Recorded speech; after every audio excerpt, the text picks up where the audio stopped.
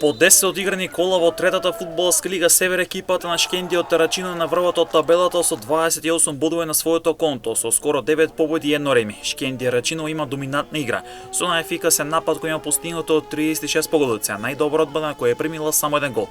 Дефинитивно Шкендија Рачино ја оправдува улогата на апсолутен фаворит за првото место кој води кон баражот за втора лига. На второто место е Фортуна кој има 23 бодови на своето конто, со скоро 7 победи, 2 реми и 1 пораз, па тоа значи и 5 бодови предност за Шкендија Рачино, која пак од конкурентот Еурмил Горно Лисиче има 7 бодови залеха, бидејќи поранешниот првлигаш е трет со 21 бод на своето конто.